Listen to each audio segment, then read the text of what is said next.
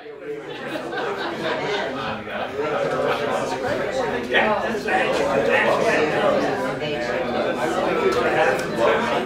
they are. I went to their website and played with it. There's eight things to it.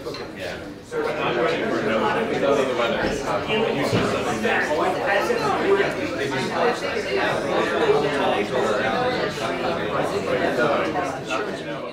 To the booming metropolis of Rhinecliff on what's looking like a pretty nice day. This is the fifth of the Hudson River Heritage Preservation Forums, and our focus this year appropriately is on the railroads along the Hudson River. The Rhinecliff Station, just 2 blocks to our north, is celebrating its centennial, and indeed many of the stations along the tracks were rebuilt about 100 years ago when the New York Central, which at the time operated the tracks, went from two tracks to 4 tracks to handle the increasing volume of freight and passenger trains. And we're going to delve into that in quite a bit of detail today, and anything that I say is wrong will be corrected by one of our knowledgeable speakers after me. So I want to acknowledge James Chapman and the Rhinecliff for hosting us here today. They do a terrific job, and what could be better than an old railroad hotel right on the river with the trains going by and the boats going by. We put the paper over the windows not to keep you from looking out, but just to make it dark enough for the presentations we're going to have, but there'll be plenty of opportunities to partake of the endless activity that characterizes the waterfront here in Rhinecliff. The history of the railroads up the Hudson are very significant as railroad development was everywhere because it speaks to the development of not just New York State, but of course our entire nation. The original arteries were obviously the rivers, and that's what the native people used to get up and down long distances. And so naturally when Europeans came here, they used those same ways of travel, and the early traders, the fur traders and so forth, the explorers would go up rivers as far as they could. And so with those patterns established, and then towns and then later cities developed along the rivers, of course, as transportation evolved and we moved to carriages, horse and carriages, and then finally railroads, they followed the same paths. And so interstate highways too, and we're very lucky in this case that when the interstate came in, it was the other side of the river, and the Taconic Parkway was some distance to the east. So the corridor along the river that many places has been sort of spoiled, if you will, by an interstate highway right along it, has been preserved here. And so as a result, here, of course, in the Hudson Valley, which is one of the most beautiful parts of the world, we have a very, not a pristine landscape, but a landscape that has enough of what was here that drew people from the beginning of time that we can still appreciate it and enjoy it very much. And the railroad, which in many cases sort of cut off a community from a river and obviously makes access points limited, nonetheless now becomes a wonderful way to enjoy the river, to travel up and down, because there's not regular boat traffic anymore. But just the ride up the Hudson, whether it's on Metro North or Amtrak, is stunning if the weather's good and you can get a view on the riverside. It's really remarkable. And so this sort of treasure that we have is in the history of it and how it came about is really what we're going to talk about today. Now, as most of you know from the area, there were many other railroads, rail lines in Dutchess County and surrounding areas in the heyday of the railroads. And one of the interesting things about it is, again, as transportation modes change, of course, they fall into decline and disuse, and now people rediscover them, and maybe they're more recreational, or further south, they're more for commuting. But the railroads were the sort of airlines of their day. And when I talk a little bit this afternoon about railroad stations and their significance and their architecture, you have to think of them, again, in the terms of now people put up airplane terminals, and those are sort of the dramatic architectural pieces as people fly around the country and around the world. But back in the 19th and early 20th century, it was all the railroads. So with that, I want to invite some of our honored guests this morning to offer some opening remarks, and then we're going to jump into the actual railroad program itself. I want to note that we have some people selling some books. Bernie Rudberg, the Hopewell Junction Depot historian, has books in the back that they're selling. Bella Stander and her husband Eric have amazing maps of railroads and railroad-related interest items, along with lighthouses and some beautiful cards that you're welcome to look at that are available in the back. And they're also responsible for the little card that's on everyone's chair, a very famous image of Commodore Vanderbilt astride some railroad, some trains, and speaks to some of the history of taking over, merging, and fighting back and forth between the various railroad owners, which explains why there are so many different railroad lines and why in many cases there are many different stations that didn't connect with each other. But anyway, at this time, I'd like to ask our Assemblyman Kevin Cahill, who represents a good chunk across the river, but also, we're lucky here, Rhinebeck and Red Hook, to offer some remarks.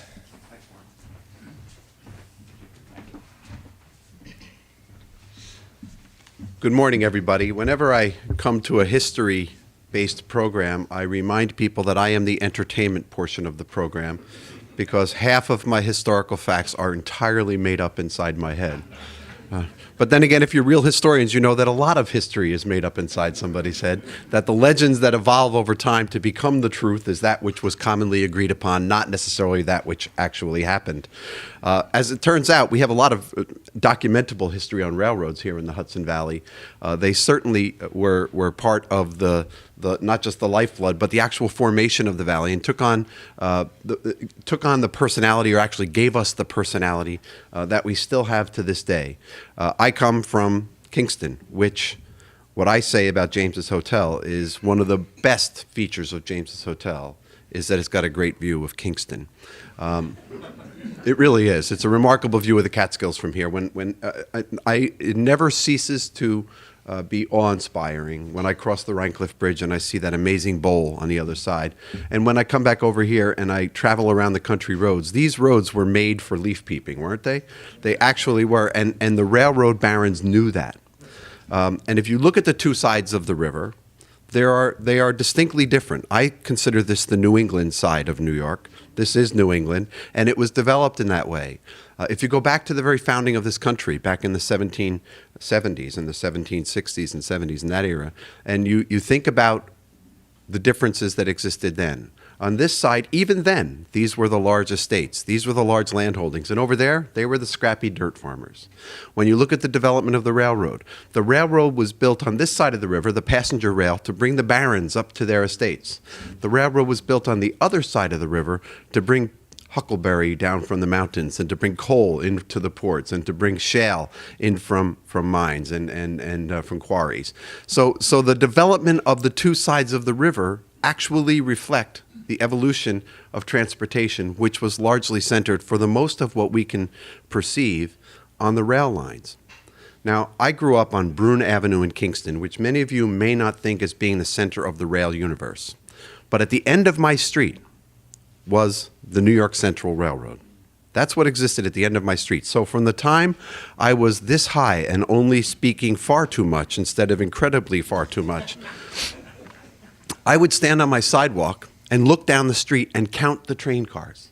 That was one of the first things I think it may be how I learned how to count. And I was telling a gentleman before that when my mom would walk to the A&P, I was number 5 of 10 kids, so we bought a lot of groceries, especially before supermarkets were proliferating everywhere, and you could buy, the 15, well, actually a train load size of detergent. We would go to the A&P, and typically people walk to the grocery store, or we would go to the bull market. And on Smith Avenue in Kingston, 1 block away from my street, was a signal tower. And my mom, because I was 4 or 5 years old, knew my fascination, would drop me off at the signal tower, active, working, manual signal tower on Smith Avenue, and this is in the 1950s and early 60s. She would drop me off there and go get her groceries, and then come back and then have to woo me out of the tower to come home because I wanted to stay there. Lo and behold, and this is a little bit more information than you need, the man who operated the tower ended up being the grandfather of the woman who I ended up marrying later on in life. We're not married anymore, but I met him later on, and I said, "You look very familiar. I remember you. You a little scrubby kid, you." So it is not only part of the fabric of our society. Each and every one of us have a story to tell about the railroad and how it's evolved in our lives and how it has caused us to have a different sense of our place where we are. Right now, again, on the other side of the river, we're in a struggle between factions who believe that rail trails are supreme. And I think rail trails are fantastic. I think rail trails are taking advantage of those very same things that the railroad barons saw in their day. the Thomas Cornells. I want to mention one other guy, George Sharp, not just because he rescued the railroad on the other side of the river, but also because he was in the assembly, like Mark and I were, like Mark was and I am. And in fact, he was the speaker for a time. But the rail trails are assuming that same routes, learning why those routes were picked in the first place. They're easy to traverse even on foot. So imagine, how easy they were for those giant iron horses. And they also get you a good way from A to B. And that's what they know in a beautiful way. But I also believe there's a serious, real place for legacy railroads in our communities. I think that there's a real reason for people to enjoy. So when the Catskill Mountain Railroad, they're struggling. They are in a pitched battle with some local folks over their very survival, and their lease is up next year. But, those damn trains. The thing that they announced now that they're on their second lease of life is that they're going to have these train programs. They're going to have Thomas the Train. They're going to have Polar Express. They're going to have a few other things. And I called up and I said, I called the people who were putting the show on. I said, when you do Polar Express, I read that you're having a casting call. Can I be the narrator for the very first run? It's one of my favorite books. And so this is going to bring a whole new generation a memory about trains. That's important to me. These things are important. I used to take the train to work when I worked in the city, and I was going on a regular basis. I remember early mornings here, 6 a.m., sometimes a little bit earlier, listening to the ice breaks in the winter, the loud ice breaks in the winter, and then taking that train down to New York City, the most relaxing hour and a half, 2 hours of my day. I now walk to the bus station because I'm a block and a half away, and I take the bus down. It's, believe it or not quite as relaxing as the train. But it still reminds me that even the bus routes follow, in many regards, the train routes. You can't overstate the importance of rail in our community. You can't overstate the importance of it to our history and heritage.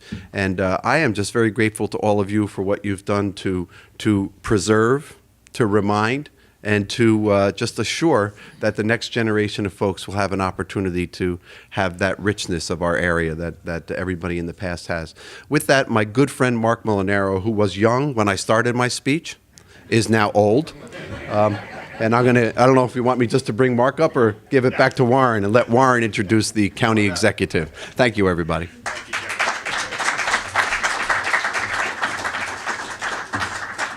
So, County Executive Mark Molinaro has been a friend of preservation since he was a little mayor in Tivoli. And as he's progressed up the ladder and spent time in the legislature as the assembly, he consistently has recognized and supported preservation tourism and the heritage of our whole region as crucial to its economic development and survival. But with that, I'm going to turn it over to you. Great, sounds Thank good you to me. very Kevin was only half correct. I didn't age during his speech, but I do now need a haircut. I did, and a shave. I didn't need either of those things when I came in. It's okay. I enjoy following Kevin because every event we go to, he usually starts by saying, "This is one of those events that I'll offer you information. None of it or half of it might be factual, so I'll be the entertainment." And then he speaks, and I get to stand up and say, "Now I'll be the entertainment." Kevin and I have a long-standing relationship. I don't tell many people, although I think I've told enough. And I only offer this because we don't get to see each other as much anymore, but we're good friends, fast friends. And I was responsible for his very first election to the state assembly. Strange enough, I was a young man working on his campaign. I got to know him and immediately switched political parties. But I served, as you know, in the state assembly for 5 years. I left in 2011 to return home and thankfully be elected county executive. In so doing, the state legislature reapportioned districts, and I say this sincerely. If I wasn't the one representing me in the state assembly, I'm happy that Kevin Cahill is. So, Kevin, thank you as always for your service. He is correct. I agree. One of the best parts of being on this side of the river is looking at the other side of the river and seeing those great vistas. I want to offer you a couple thoughts. First and foremost, Dutchess County as a community remains committed to historic preservation and the concept of heritage tourism and the role and place that protecting our historic structures, historic landmarks, and historic hamlets and village and city centers, how important that is to this county's economy. We do that in the context of very difficult economic conditions, because everything I just discussed to you is all those things that we consider sort of optional, right? Should we spend tax money on these types of endeavors? Well, from our perspective, subsidizing, providing incentive, providing aid to historic preservation helps grow the economy. And in Dutchess County, the one segment of our economy that has not seen the same slippage, if you will, that the rest has seen over the last 8 years of this I don't like calling it Great Recession as if that suggests something good about it. It's not a grand recession. It's just a very long recession. And this county still sees those recessionary indicators. But the one segment of our economy that has consistently grown over the last 8 years has been tourism. And the linkage between heritage tourism, agritourism, and sort of the traditional tourism of our day. And now, interestingly, at the same time, the one area within tourism that has helped to keep us afloat has been this county's relationship to a current and active train line, rail line, Metro North. And while we'd prefer to pay a little bit less for it, the truth of the matter is it is our connection to New York City that has kept tourism and other areas of our economy, but kept tourism alive. Fastest growing line of any line in the country, which means, by the way, it's the fastest growing line of any line in the world because the MTA is, in fact, the largest public transit, rail transit system in the world. It is also the longest direct commute from any one place outside an urban center to an urban center and still sees consistent growth. And it's been that relationship that has helped certainly keep activity and life in our community. Now, this obviously region has benefited from this station just up the road, and I have thanked God many times for its proximity because I usually run late. And it's close to Red Hook. So getting to the Rhinecliff station, ultimately Amtrak, has always been very, very helpful to me personally. But also, this county, as Kevin has mentioned, has invested a huge amount of resources, federal, state, and local, in the dedication and preservation of rail trails. This past year, just completing, finally, the Dutchess County Rail Trail, the Dutchess Rail Trail, that begins at an historic train depot. And Bernie's going to tell you a lot about that. I don't know why I keep calling him Commander, but I know he's the conductor, but he just looks like a commander to me. But at the welcome of the Dutchess Rail Trail is this historic train depot, and around it, a junction, a community that had been built around that train access. And now from Hopewell to the Hudson River, you can walk, hike, bike, and currently cross-country ski right out to the walkway over the Hudson. Certainly a monument to innovation and certainly the history of rail in our region. Let me conclude all of this let me also reference the Harlem Valley Rail Trail as well. And interestingly enough, the Harlem Valley Rail Trail being the first of its kind, but if you walk the rail trail in the Harlem Valley in Dutchess, you really do get the full breadth and understanding of how these massive giants, these steam engines, curve their way through. I mean, paths seemingly no wider than this podium. The Dutchess Rail Trail is wide. I think we're about 30 feet in some locations in width. But if you get to the Harlem Rail Trail, it just snakes and curves its way through beautiful landscape, rock ledges, and it's just an amazing, amazing experience. Dutchess County remains committed to this. We, over the last 6 years, have committed $6.5 million to farmland preservation. Those funds are up. I have this year, despite everyone's protestation that government should just stop doing things, I don't happen to necessarily believe dismantling government is in the best interest of the people who live here. We have asked Dutchess County and the Dutchess County Legislature to commit another $5 million to our open space and preservation fund, but we're focused on infrastructure, and I want to offer this to you. Infrastructure to us is water and sewer, certainly. But it's also the structures, it's also the business, it's also the industry that exists on the land. So we want to not only protect the farmland, we want to protect farming. And our focus this year will be to support the preservation of these historic assets that exist on so many family farms in close proximity, certainly to rail lines across this county. That's how they existed. And really protect and hopefully grow the agritourism, heritage tourism, and tourism industry in the county even further. You're talking about an interesting topic that just seems to be timeless in America. There are certain things that just seem to be timeless. And trains and train stations are timeless. I have a 4-year-old son. Now, my daughter really loves trains, but I have a 4-year-old son. I don't know how this happens, but we're born, right? And as soon as we start talking, we want to go see a train. I haven't met a child that does not want to stand and watch a train go by. It is not only the connection between generations. It is not only sort of this real deep and palpable connectivity with the past, but it is also very much about where we are as a community today and where we will be in the future. So the work that you all do to help us remain focused, to preserve these assets, to enhance these assets, is certainly critical to remembering where we were. But I can assure you, as the dad of a 4-year-old who just about every book is written about a train, just about every child's experience includes a train. It is so very, very valuable to where we go in the future. And as a child of a train community, Kevin, I don't know what you're talking about. Tivoli, we were the scrappers. But as the child of a train community, and as a public official who cut his teeth in a train community, the very existence of many of these hamlets and our heritage and history around them are so very, very connected to rail and America's great expansion. So with that, enjoy your day. God bless. And certainly this county remains committed to being helpful. Thanks.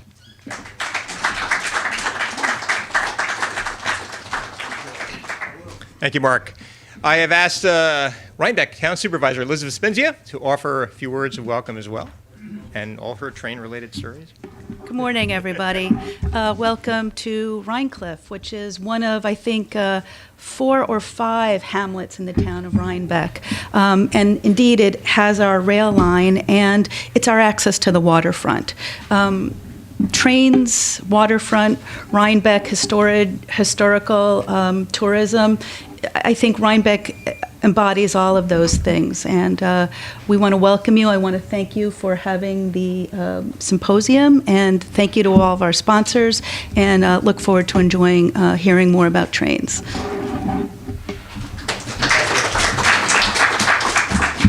With that, Wint, if you would like to make a few opening remarks. A man who needs no introduction. Thanks very much, Warren. And I commend Warren and his board for the wonderful leadership they've given to Hudson River Heritage over the recent years, and particularly for continuing this wonderful educational tradition of conducting these forums, because bit by bit we're informing each other and informing the communities about some of the great values to be appreciated in the record of our past, built and otherwise, in these communities, which is very much the commitment of Hudson River Heritage. I'd like to also commend James for what he has done at this hotel. I mean, it was nearly derelict for many years, but still operating and still popular with its diminished clientele, I'm sure, downstairs. It's now one of the model institutions for hospitality and for connecting with travel and connecting with the river and connecting with the larger community that we have. And that was a wonderful commitment that he has made, and I hope in every way we can be helpful, that prosperity will continue to come to the Rhinecliff Hotel. Now, I want to pick up on one thing that Mark said about his son and watching the freight trains go by. I think it's perfectly true. I certainly counted the cars in the days when the New York Central ran a lot of freight on this line, ending, I suppose, in the 1960s, but counting the cars and all the different rail companies that they represented. A few years ago, somebody told me about a rare opportunity to ride in a passenger train on the West Shore Line. from Hoboken. I think it originates up to Selkirk, the great rail yards south of Albany. And this hadn't been done apparently for 25 or 30 years, maybe since the passenger service ended on the West Shore Line, which was incidentally created by J.P. Morgan, who was having a tiff with Commodore Vanderbilt and his family and wanted to have a rival railroad. I won't say he funded it entirely out of his own pocket, but he was very adept at finding investors. And it was just as this line was difficult to build, that one was even more difficult to build, obviously through the highlands. It didn't just go along the west shore of the Hudson, although it was called for many years. Its corporate name was the West Shore Railroad. It turned, as does the New York Central at Albany, and it went all the way out to Lake Erie, always on the other side of the Mohawk River or whatever. And it didn't make much sense. And I think after Morgan's death, it was quietly sold to the Vanderbilt interests and became part of the New York Central system. And CSX, which now owns both railroads on both sides of the river, all the way out to Buffalo, decided to commit the West Shore Line exclusively to freight. And in fact, it wasn't just they that did it; it was Conrail before them, and I dare say Penn Central before them. So it had been a long time since passenger service was seen on that line.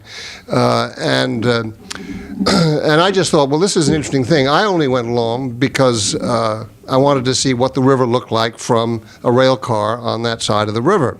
And what I didn't realize was that the rest of the train, and there must have been 10 cars, they were all Jersey Central commuter cars, it was pretty uncomfortable, that had been cobbled together down in Jersey, filled with rail fans. And rail fans are a species of lunatic that I had not encountered before. And they were all equipped with the highest tech equipment of recording devices and motion picture cameras and everything. And I just sort of sat and listened to their chatter, and up we went all the way to Selkirk, and there the train turned around, or backed around, and backed across the Castleton Bridge. And this is where these people became really highly energized. They all rushed to the back cars. They were jostled so tightly, but they wanted to be physically in the back cars because they had been told, we're not going to go much further than the east side of the river. But it turned out they wanted to be standing directly over the main line of the Hudson Division here, so that in their mind they've made a geographical connection between the two, the West Shore and the main line here. And then they jotted this down and recorded it and photographed out the window. I mean, we were 150 feet above the other rail track, but and then back we went and down, returning to New Jersey.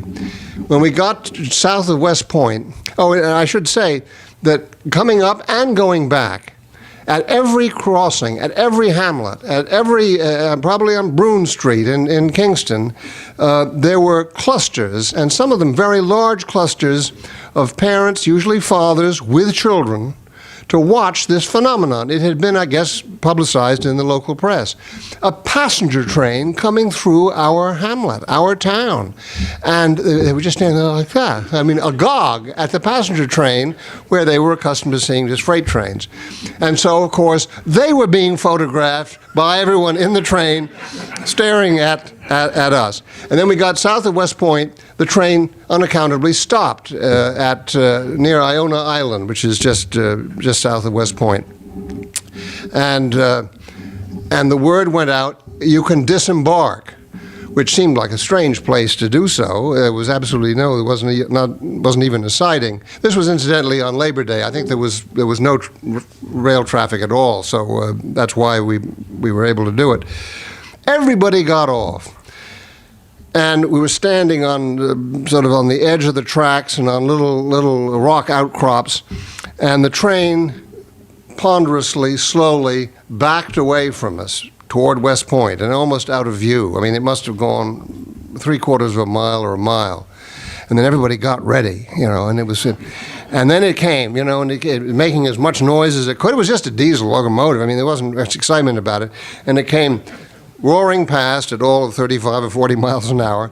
And these people were down on their haunches, you know, with their microphones as close to the track as they could get, and their cameras set at an angle. And I was just standing back looking at them and just saying, this is bizarre beyond belief. And we finally got back to New Jersey, and it was just the happiest bunch of people you've ever seen. And to my knowledge, that was the last time, and perhaps it will be the last time ever, passenger trains on that side of the river. Anyhow, that was a long discursive anecdote, but it just tells you that people do care about these things, and we do care about keeping the rail operation going one way or another, freight, passenger, commuter, or just the pleasure rails and heritage rails that we know are around, or failing that, of course, the wonderful rail trails. Anyhow, delighted to be here and look forward to the day. Thank you, Warren.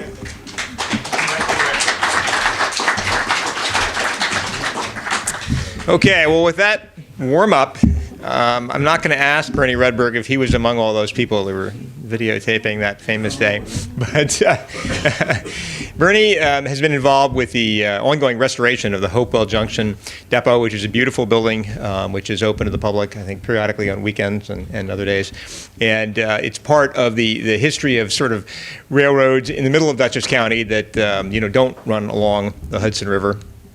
But he's going to talk today about the Rhinebeck and Connecticut Railroad, which is locally called the Hucklebush Line, and really any other things railroad related that he chooses to do so. So he tells me he never actually was a railroad conductor, but we can call him a conductor today anyway. So thank you.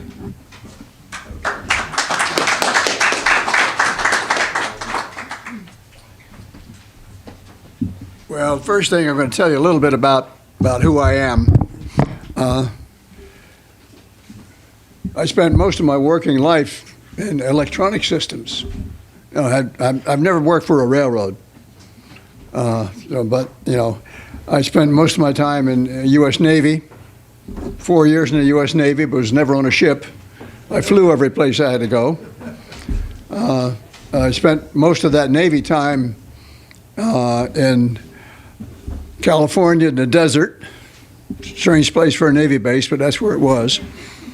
And then in the Pacific Islands, in and out of Hawaii a few times, Kwajalein Atoll, spent a year and a half on Guam. That was a year and a half of vacation, actually, a lot of snorkeling. And Atsugi, Japan. But after my Navy time, I came back and went to work for IBM. I went into IBM engineering, and I spent 35 years in IBM engineering on a variety of IBM computer systems. And I retired in '91. So I've been retired 23 years already. And the reason I was always interested in railroads is because of my family background. My family background is from the country of Sweden. My grandfather was a conductor on the rail line that runs over the Arctic Circle to Narvik, Norway in the Arctic Ocean. And his father, who was my great-grandfather, was the station master in a little town called Polcirkeln, where the tracks crossed the Arctic Circle.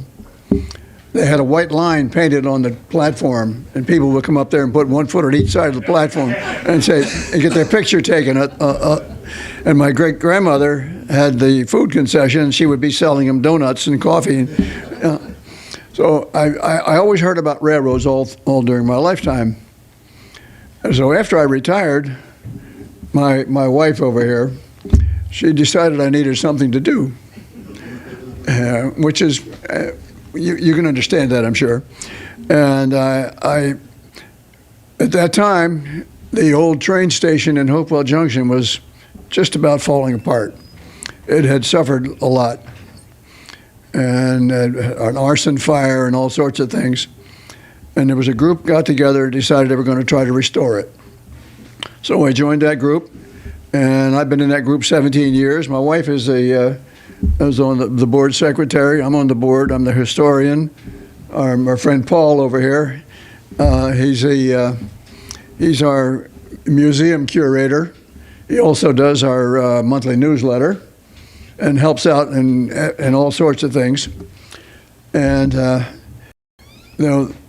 the thing that really drives the people on the Hopewell Junction is the idea that this railroad station is the last railroad building left in what was a very busy railroad hub. And it represents the complete transformation of society, because when the railroad first came through there in 1869, it was just farmland and woods.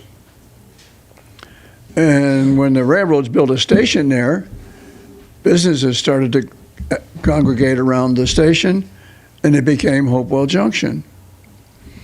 Not because they're a junction of roads, because there were 3 railroads came together in Hopewell. So it represents the whole transformation of our society from agriculture to commuting.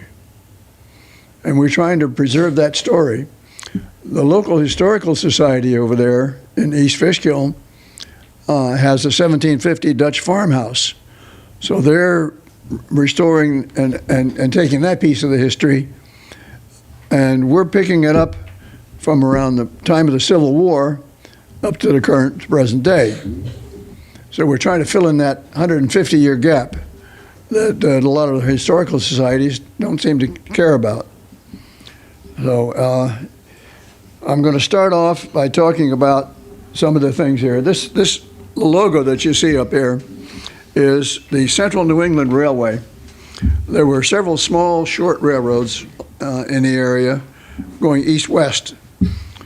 And the north-south lines, like the Hudson Line and the Harlem Line, were very successful. And they were through in here in the 1850s, before the Civil War. But the problem is going east and west was a whole different ballgame, because they had to climb up and over the ridges. The north-south railroads could follow the valleys. So it wasn't until after the Civil War that the east-west railroads were built. The first one was the Dutchess in Columbia, which from the area, what's now just south of Beacon, it's called Dutchess Junction. And that line ran diagonally across Dutchess County all the way to Millerton, through Hopewell, LaGrange, Millbrook, Pine Plains, and then to Millerton. And then in the 1870s, there were 2 more railroads built, one from Poughkeepsie to Millerton, and one from Rhinecliff to Millerton. I'm primarily going to talk about the one from Rhinecliff today.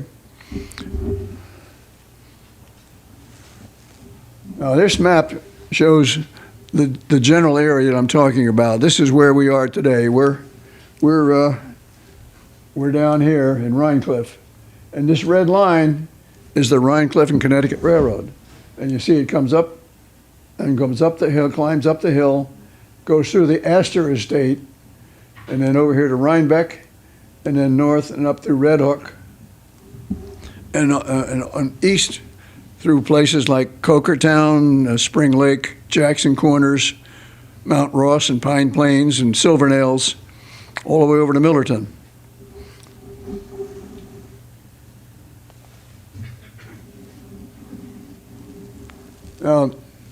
This is the station in Barrytown, which is along the river here.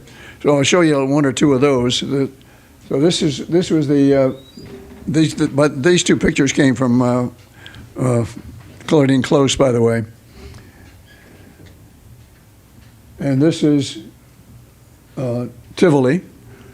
You may recognize Tivoli, but I don't know where that station. These stations are long gone, but that's what they used to be here. Now here's an old map. This is an 1870s map, and it shows on this side of the river over here, on the left side over there, on the west side, that's Kingston, and this was the outlet, the Rondout Landing, which was the end of the canal that brought coal barges out of Pennsylvania. And those coal barges came out onto the river, and they could go up and down or straight across. Now here, right across from it is Rhinecliff, which is where we are right now. And the Rhinecliff and Connecticut Railroad was built primarily to haul that coal into New England. So the barges would come across the mountains out of Pennsylvania and into what's now Rondout Landing, and then across the river, and then they had docks here where they could load that coal onto train cars, and those train cars would travel up the hill and all the way over to Millerton and connect into the railroads in Connecticut to supply coal to a lot of the well, at that time there were a lot of industries in New England. They're not there now, they're long gone. But that was the main reason for building this. And this was, Thomas Cornell was the one who was behind the financial mind behind this railroad. Now, this is a kind of a diagram of if you were looking at where we are, the station would be down here on the south end of it, and there was a Rhinecliff station here for the Rhinecliff, the Rhinebeck and Connecticut Railroad, and it also had over here a roundhouse and turntables for servicing the locomotives. And that's this kind of a swampy area, which is just north of town here. I don't know if you're familiar with that area. But so these lines all connected up here and went on up out to Rhinebeck. Now here's Rhinecliff itself, and you can see this is an old map in the 1870s. So you can see the Rhinecliff station was in here, and up here was the docks for handling the freight, primarily coal and that type of thing. Now here's a modern satellite view. Now here's the Amtrak station is right here. The hotel we're in is down in here, about a block or so down here.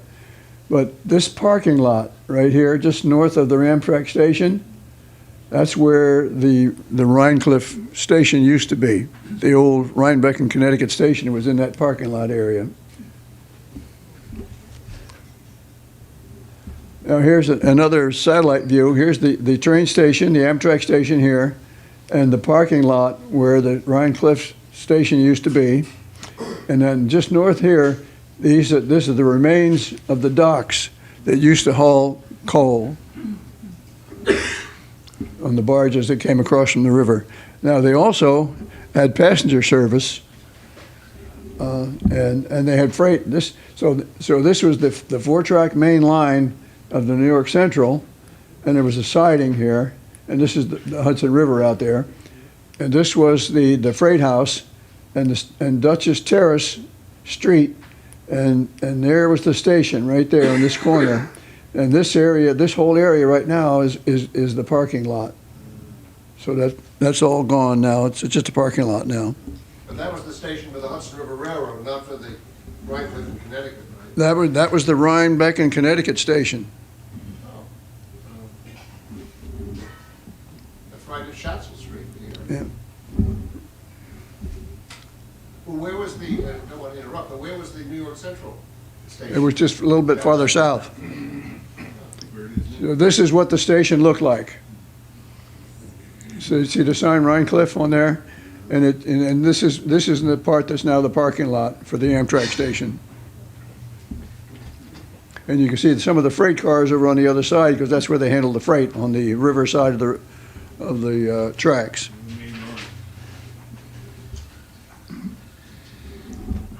Oh, there's another view of that station, and you can see that it's right backed up against the hillside.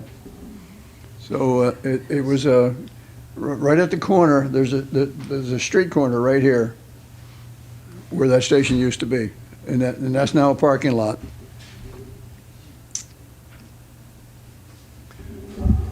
And this was also a dock for the local dayliners.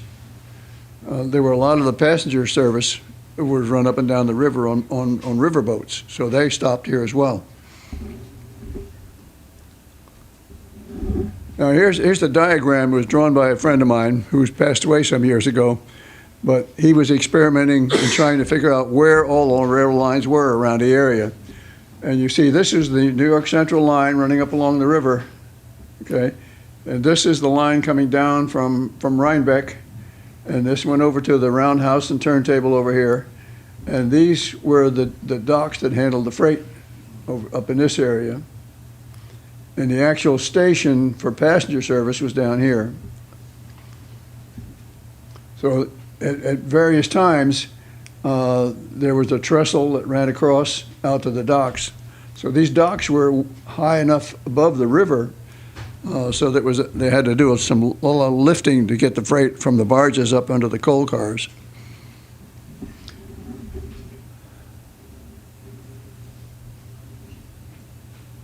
Where is the cut that they would have climbed the hills out, because if you're right on the river.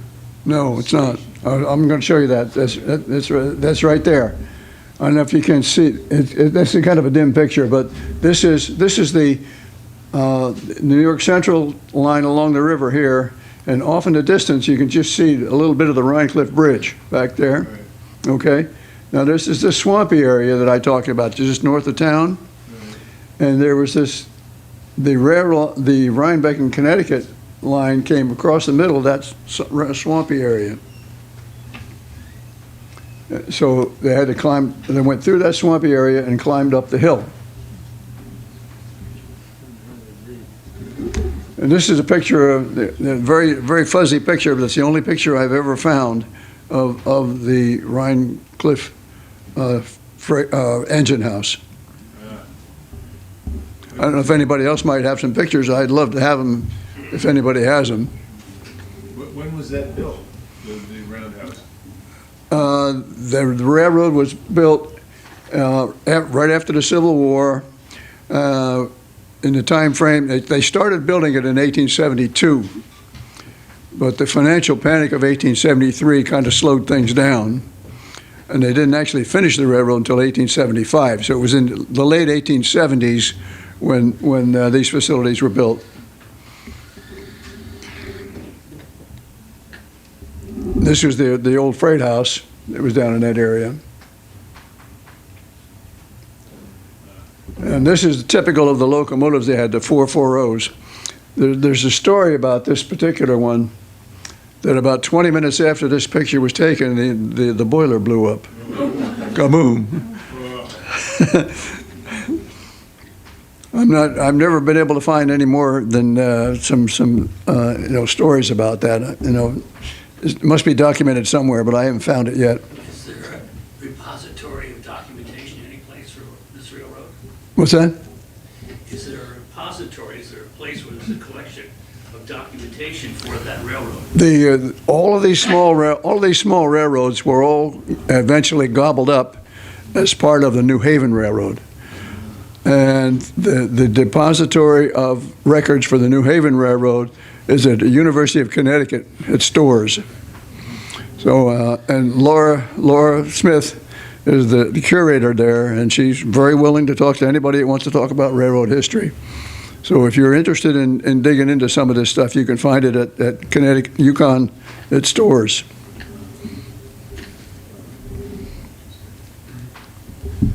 This was the locomotive that was based here in Rhinecliff. Now, the problem was that it was climbing up that hill to Rhinebeck was such a pretty steep climb that they couldn't pull a full train up there. So this locomotive would take one or two cars at a time up the hill, and they would assemble the train up in Rhinebeck up on the upper level. You come back and get in a couple more cars, So the actual assembly of a train was up closer to Rhinebeck, up on the upper level. Is that a wood burner? Hmm? Is that a wood burner? No, I don't Yes. It probably was. The early ones were wood burners, yeah. But at that point in time, a lot of them were being converted over to coal burning. Now here's the Rhinebeck and Connecticut Railway, and you notice starting at Rhinecliff, and then the next stop is Rhinebeck. Spring Lake is what's now Cokerstown, and then Jackson Corners, Ancrum, Boston Corners, and the Connecticut Western Railroad at the Connecticut State Line.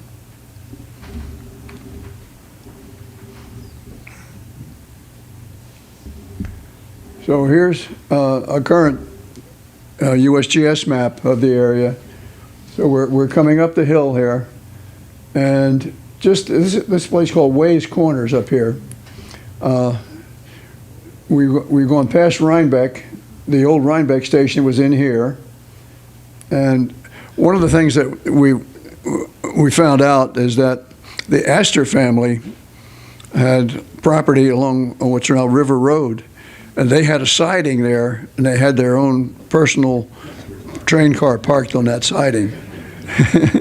So this was the Rhinebeck station, which is just north of the center of Rhinebeck. The fairgrounds is over in here. Okay, and this line ran up north. Now this is what's now Route 9 coming up through here, and this is 9G coming up the other way. And they cross right up here at this Way's Corners. There's a Jeep dealer on the corner, and then there's a gas station on the other side of the street. The rail line went right behind that gas station on the west side of Route 9, and it went right up parallel with Route 9 up towards Red Hook. It went on the downhill side then of the stone church at the top of the hill. Okay. Yeah. Yeah, it runs right behind that gas station. Yeah. Now here it is continuing farther north, and it crossed over Route 9 just before it got to Red Hook. This is Red Hook up here in the corner. Right. And it crossed over into what they call the chocolate factory. Yeah. You're familiar with, you go into a grocery store and you find Baker's chocolate on the shelf for cooking. Well, that was part of the Baker's Chocolate Company. And it was started back in colonial days, so it's a very old company. You can tell where the line crossed the post road because there were several buildings at a strange angle. Yeah, that's right. Not square with the highway, and they went right through there. And That's usually a big clue when you see buildings at a different angle. Just one small correction. The Baker's chocolate that you refer to as the oldest mark in American commercial history. It was begun in 1785, but our Baker in Red Hook was not that Baker. Okay. We would have liked to be. Okay. Around when they were in business.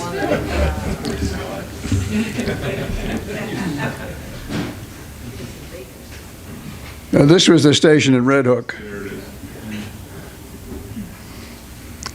Now this station in Red Hook was at one time turned into a garden supply company, and the building is still there. Is that Max? It's Hudson's now, windows across the street. Now here's the diagram. Here's the H.R. Baker Incorporated. This was the chocolate factory area. And there's an agway in here now at this point. Yeah, right. And there's a car business of some sort. I'm not sure what that car business is. Dr. Verrilli's Eastgate Motors, it's wonderful. Yeah, okay.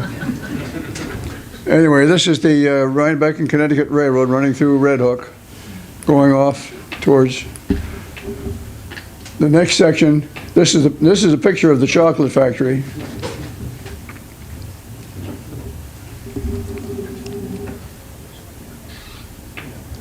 And now we're going farther north out of Red Hook now. We're going through a section called Frawley's, which was a flag stop on the railroad. Really? Frawley's, whatever you pronounce it. And then Spring Lake and Cokertown up in this area. There's an artesian well there that supplied water. And and there was a water tower there for the railroad, a railroad station, and I understand that artesian well is still supplying water for people who have swimming pools and that type of thing. So there's the water tower I was talking about. This was supplied by that artesian well there in Cokertown.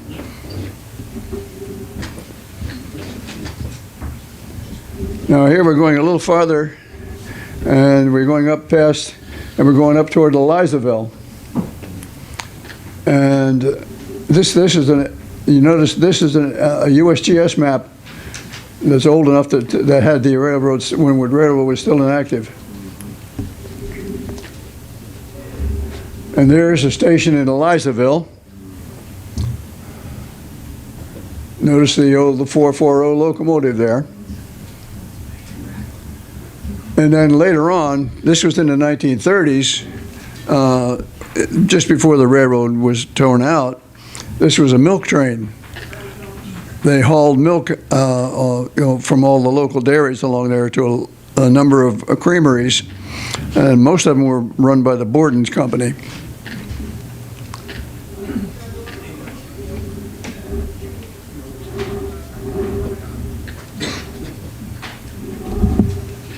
This is one of the things that's still left in Elizaville.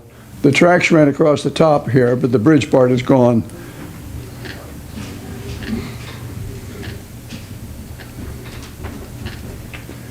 Now we're going past Elizaville, and we're going now over towards Jackson Corners.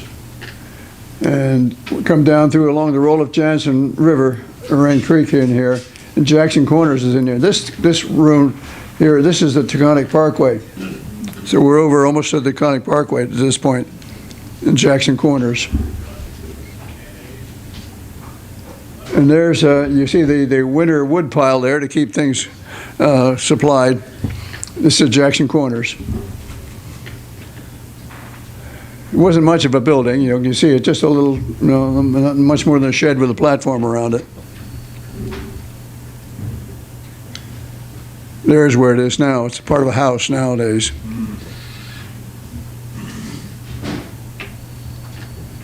And then we're going a little farther east, and you see some of the old culverts that are still there. The railroad ran across the top here.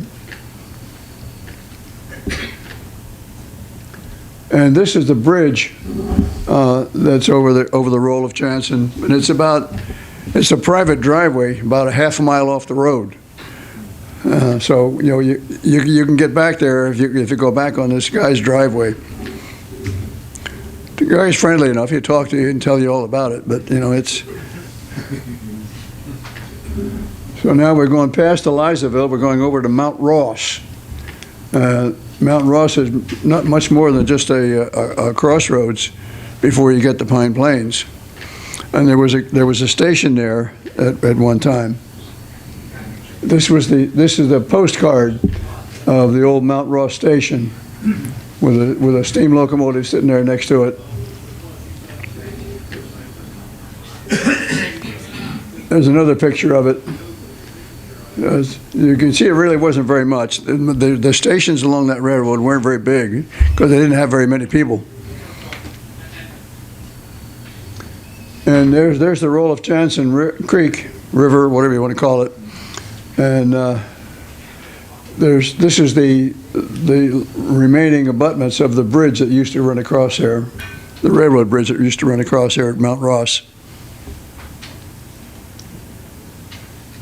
And then in the 1930s, when things started to collapse, they were going to tear out the railroads.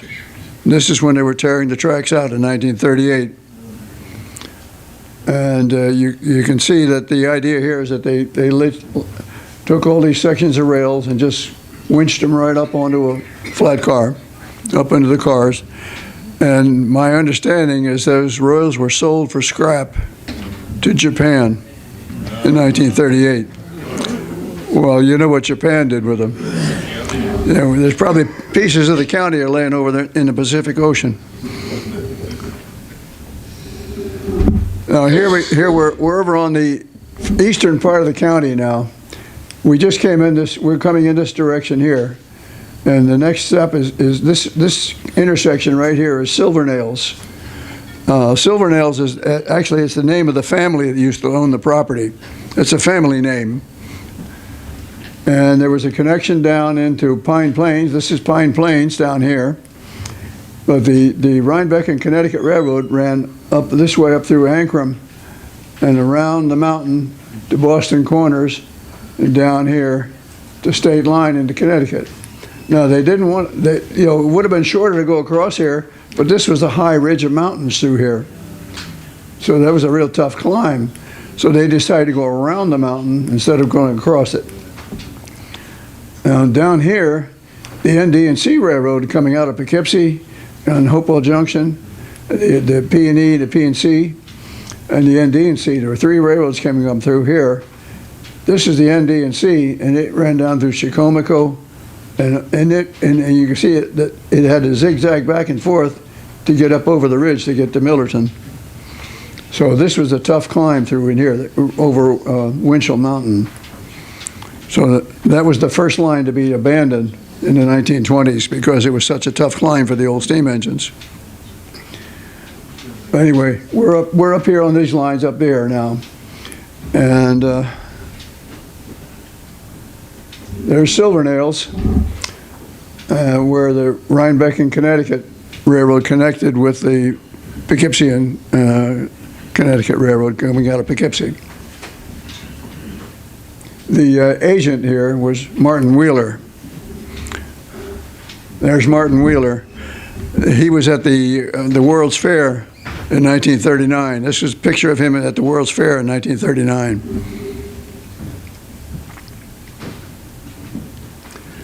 And this water column was on the farm. The last time we went through there with our Central New England historical tours in 2005, it was standing there, and so I took this picture. And since then, some of the farm equipment has hit this thing and knocked it down and totally destroyed it. So it no longer exists.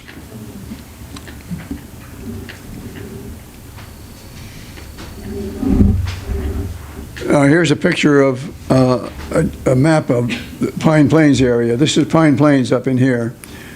And we're going to talk a little bit about what's in Pine Plains. So we had connections to Pine Plains, but not direct. The Rhinecliff Railroad didn't actually go directly to Pine Plains, but it made connections, so about 3 miles from Pine Plains. This is a Pine Plains station. Notice the baggage cart here. Almost every station of any size had a baggage cart, including the one at Hopewell. We got restored one at Hopewell. They were here at Rhinecliff, I remember as a kid. REA, the Railway Express Agency. They had 2 of those. Mm-hmm. Yep. The one we have at Hopewell, we've restored it with REA colors. Green and red. Yep. No, there were 3 different railroads in Pine Plains, so this was the different railroad station in Pine Plains. And this is inside the ND&C station. This guy sitting down over here, he was the local taxi driver. He had a horse and buggy.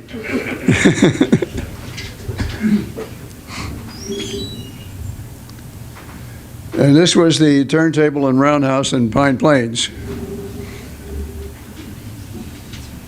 And they called it a roundhouse, but there was only one stall. So it was one segment of a roundhouse.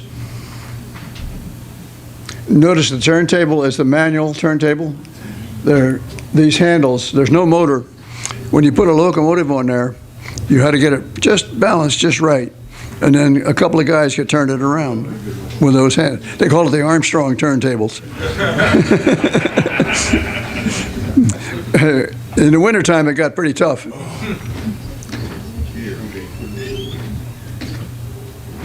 And there's a typical crew. Notice the date down here, October 1907. So you see a locomotive and a couple of cars in the back. There's a combination car and a passenger car back there. Where would they have put the milk cans? I mean, this was a milk train, among other things, right? Well, there were any milk trains would have separate cars I see. that would be different from the passenger train cars.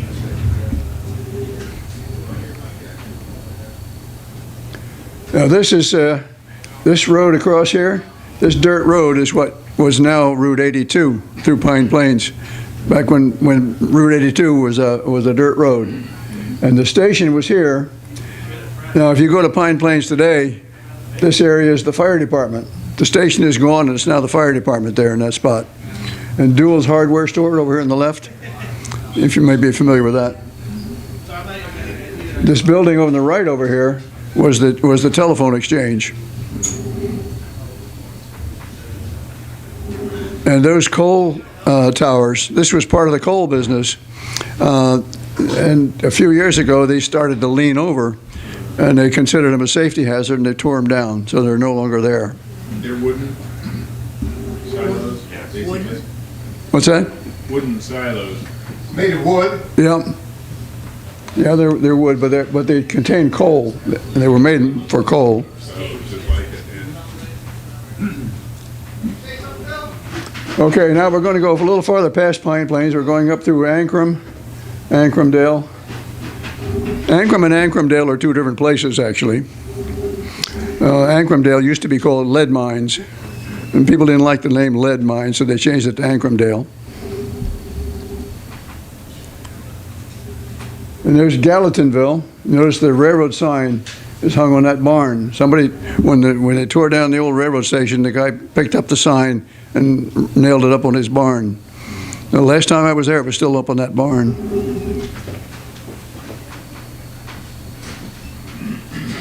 And this is where it used to be, the old station where it used to be.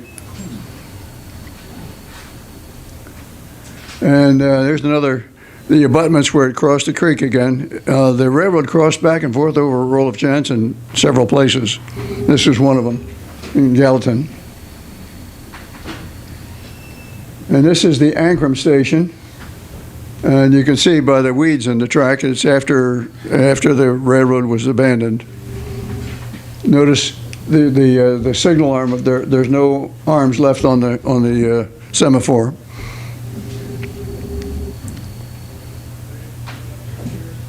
And there's when the station was actually in operation in Ancram.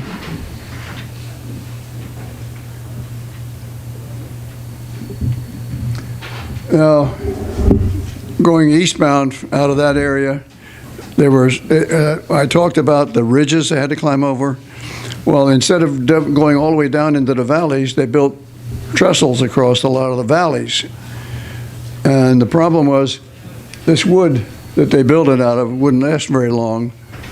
And so what they would do, they would quarry dirt and rock and fill, and they bring trainloads and trainloads and trainloads of dirt and fill this all in until this wood surface was all completely buried, and it became an embankment. So if you go out there today, you look at this embankment, but all this old wood is still buried underneath that dirt. Where is this, Bernie? Halstead's. And how high off the valley floor is it? Looks like This particular one is 66 feet from the floor up to there.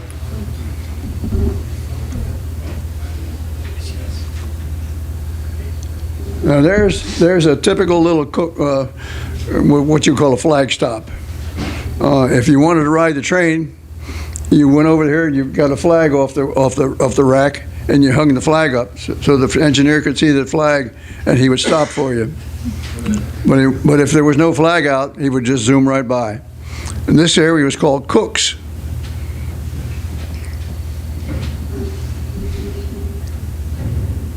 And there's what Cook's looked like after the railroad was abandoned.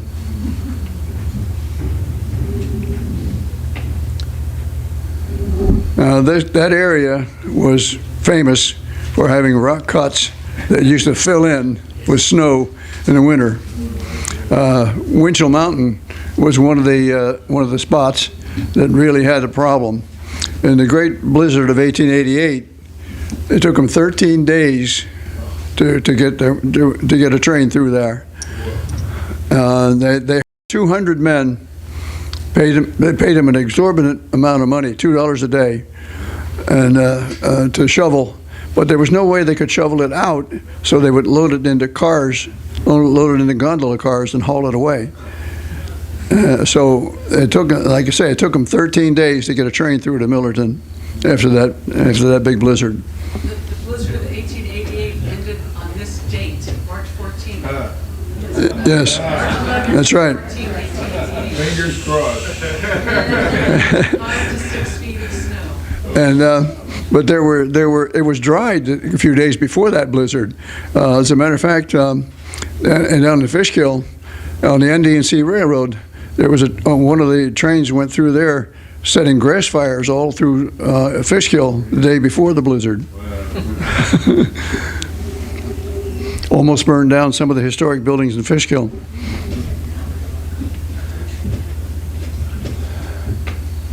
Okay, now we're over. This is what they used to call lead mines. Now, which is now Ancrumdale.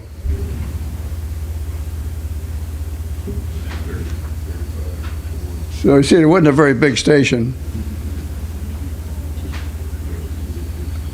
Now we're going a little farther east, and we're going up around the mountain, up to Copake. Copake is right up here. The Copake station, and that Copake station is still standing up there. I'll show you some pictures of it.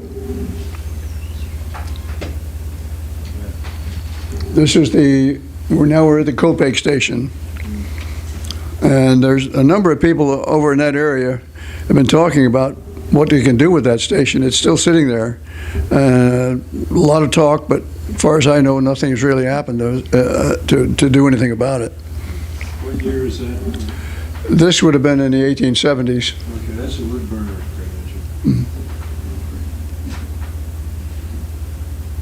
Copake. Now this was later. This would have been in the 1920s. Now you notice the corner of the roof is cut off here. That's because there was a siding went right by the building, and when the freight cars came through here, they would hit the corner of the building, so they cut the corner of the roof off.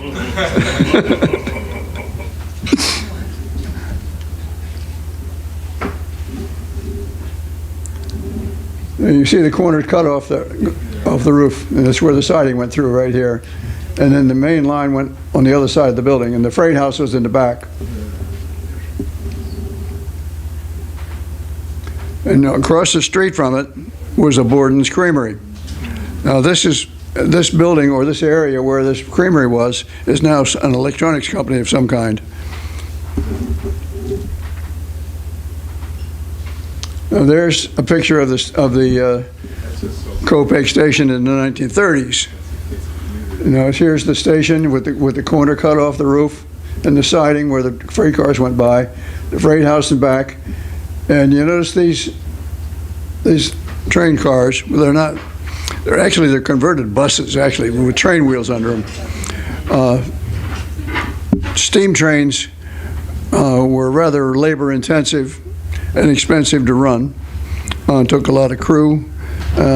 So they tried in the 1930s, when the Big Depression, the railroads were really hurting, and they tried these buses. There were 3 different kinds. They had a Mack and a Brill and a Sykes, 3 different makes of those. And this particular one, this one had 120 horsepower gasoline engine and a clutch and a stick shift. So, and they ran on the rails. And there were 2 runs, one from Pine Plains down to Poughkeepsie, and one from Pine Plains area down through Hopewell Junction to Beacon. And at that time, there were no high schools in the Pine Plains area. So if you wanted to go to high school, you had to get on the train and go to Beacon to get a high school. So the kids would ride on this. And the one that went through Hopewell Junction was painted green, and the kids called it the Green Turtle. And they would ride it back again at the end of the day. So that was basically their school bus. Yes? I had to commute on a train from Wingdale to Dover Plains. Uh-huh. fifth grade. Okay. All right. Do you still have your ticket? I have a copy of the tickets from the 1890s for people. Well, it wasn't quite that long. And they were very complicated tickets. And if school was canceled, you were allowed for that day, you were allowed an additional day's travel on the train. Oh, okay. It's a specific ticket for students to ride the train. It says right on the ticket. Okay. Well, when they finally built a high school in Pine Plains, there was no more business for these guys. So the last passenger run with one of these was in September of 1933. How fast would it go? So, How fast would it go? not very.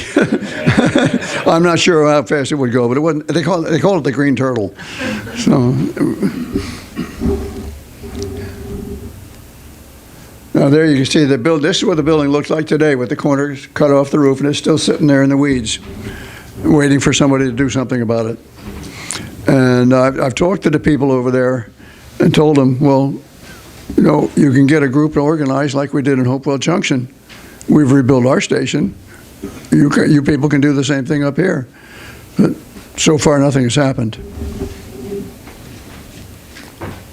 There's the building with the corner cut off back there, and the freight house. It's still standing there, as far as I know. The last time I was there, it was still standing.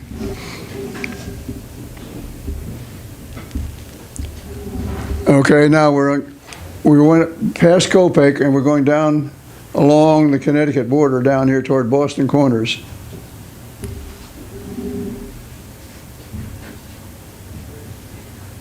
Oh, that's out of sequence. That's Ancrumdale.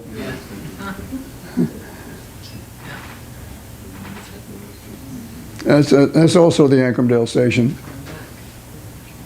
Well, they used to call it lead mines. You see, it says lead mines. This was in 1912. And there was also a Borden's Creamery and lead mines in Ancrumdale. When is that taken? I'm not sure what the date is on this one. 30s, I would think. Now here's that trestle again I was talking about.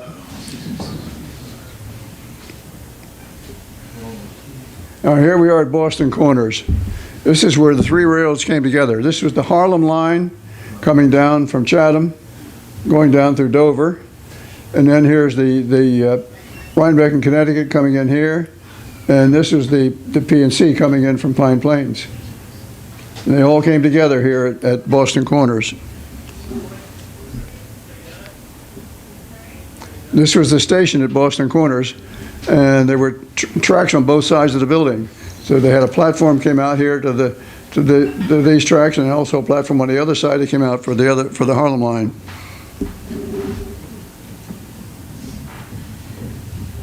Now we're going a little farther south now. We're going called an area called Mount Riga.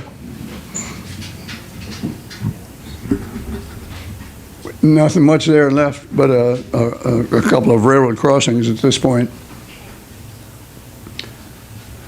This is when it was just before the railroad was abandoned. We're still in operation at this point. Then all of a sudden the railroad's gone and it's in the weeds. And that building is gone now. There's nothing there but just the empty weeds. Here's where it's going down past Rudd Pond, going towards Millerton. And going past Rudd Pond down towards Millerton. Now here we go. We're coming in this way past Mount Riga and Rudd Pond coming in here. And this is a Y at state line. This is the Connecticut over here, and this is the ND&C coming in across from Pine Plains. So the ND&C went through the middle of Millerton to make this connection. And the Harlem line runs right through here, running up north and south through here. This is what's now the rail trail. And the old station here in Millerton is now a real estate office. And that's what the railroad station looked like in 1906. This is the Harlem line. How long was it from Rhinecliff to Millerton? Distance on the looping train? I'm not sure what the mileage was. There were mile markers, but I don't remember what the number was. And there was the station in the 1930s. Well, this is more likely about 1940s, I guess. You see, this look about a 49 Ford here, I think. 50 Ford. Right. 50 Ford, yeah. Right. This was in Millerton. That's the Harlem division, isn't it? This is the Harlem line. Yeah. Right. Double track Harlem line. And this was the ND&C station in Millerton, which was up on the hill. And this area now, this station is gone. It's up in what they call Century Boulevard, which is where the post office and the library are now, is what used to be the rail yard. There's a lumber company down in here. And there you see the the rail bus. Yeah. Now here's a map of Millerton.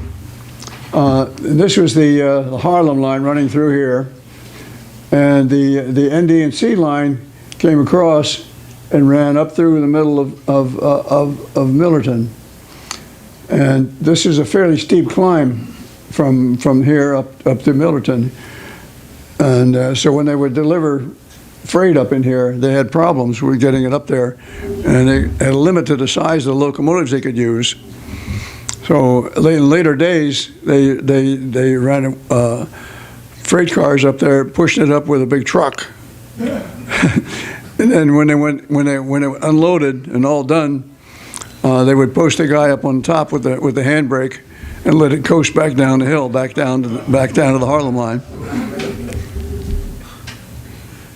So this is where the line. This is where the ND&C crossed over the Harlem line, and when they finished delivering a load of lumber up to this lumber yard, they would let it coast down this hill, and the guy riding it down there with a handbrake, and he would ride it all the way down here until it made the connection to the Harlem line.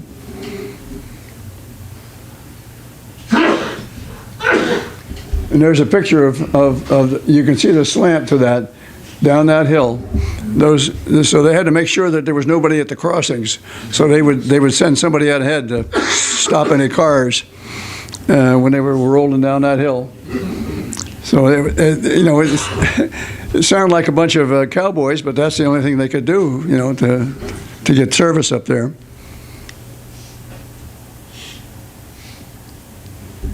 Now comes the commercial. This is Hopewell Junction. This was the Hopewell Junction station on an old postcard. This postcard was dated 1908.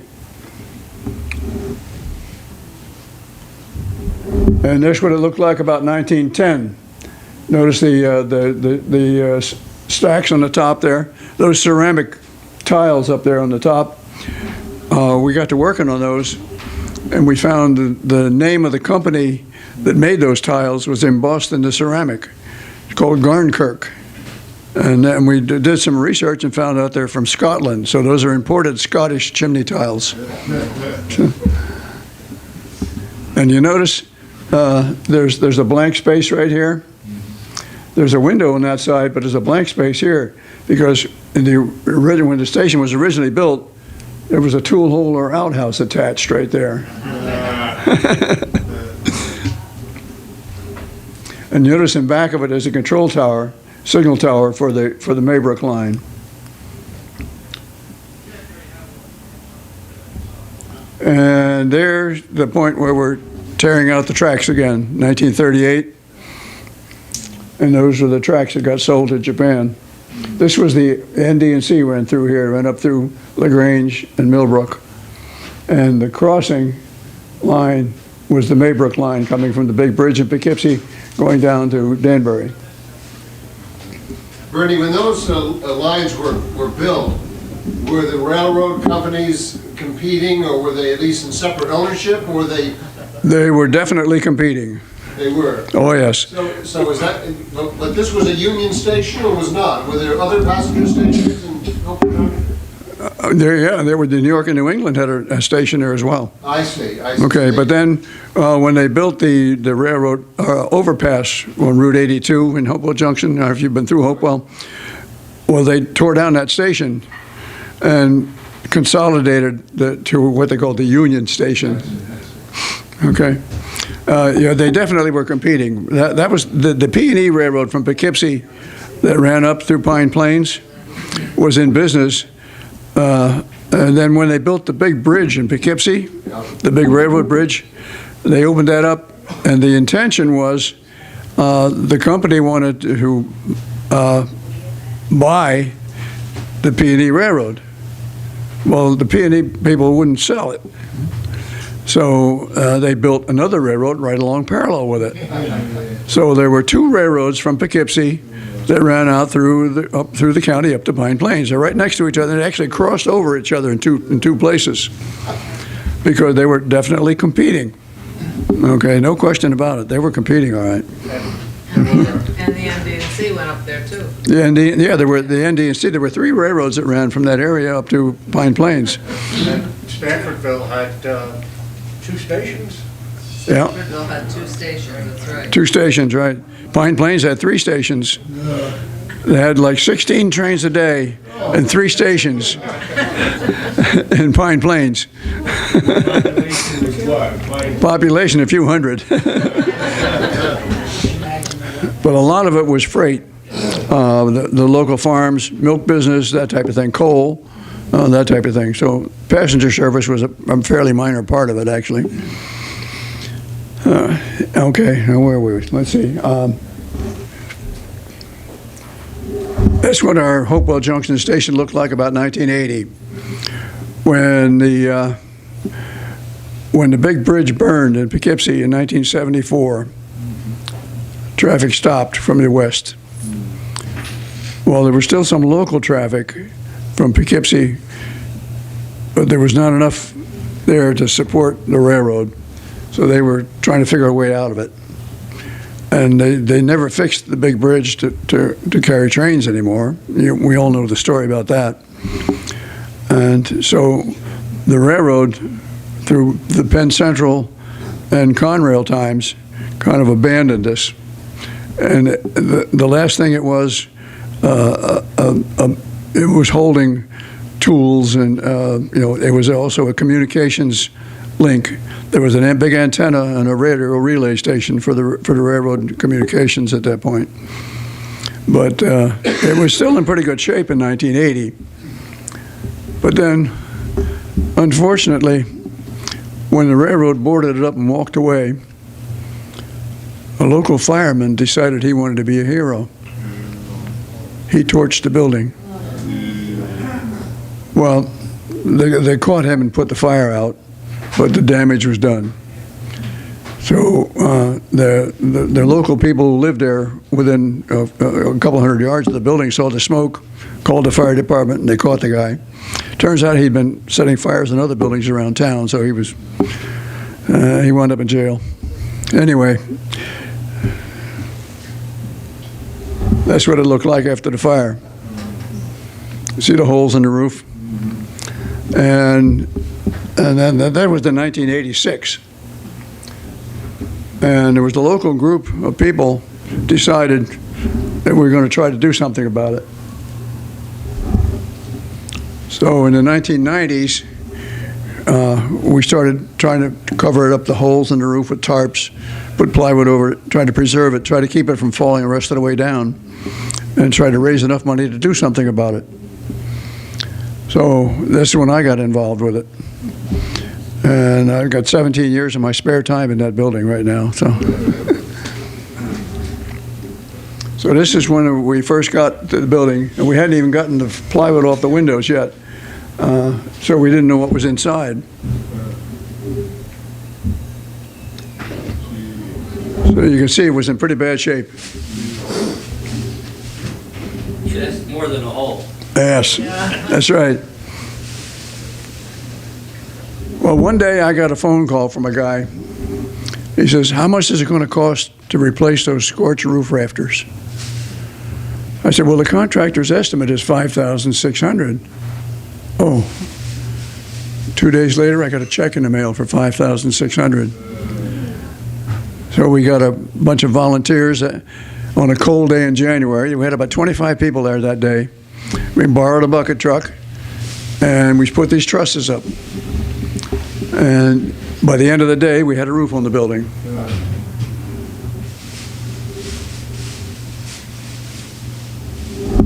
And then the rail trail came through. So all of a sudden we're getting a lot of publicity. We're getting more people coming in. We're getting people from all over the place coming in, talking to us. For example, there was a retired couple, looked like they were in their 60s probably, on bicycles. They had saddlebags with tents in the back and a GPS navigating system on the handlebars. I said, whoa, where are you going? So, well, we're working on our bucket list. Oh, where are you going to go? We're going to Coney Island to get a hot dog. Well, the interesting part is where they started from. They started from Seattle, Washington, rode all the way across country. And the last we heard, they got their hot dogs and they were on their way back to Seattle. They were in good shape, I'll tell you.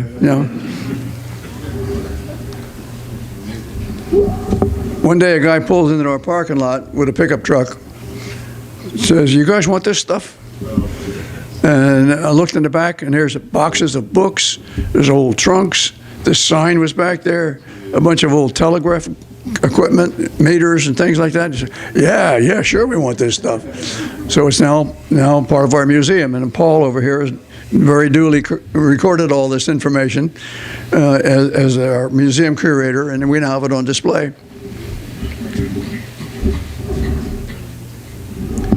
And we got the building put back together enough to the point where we could open it up as a visitor center for the rail trail. And this was opening day in 2012. And we had a kind of a mini car show. These cars belong to some of our members.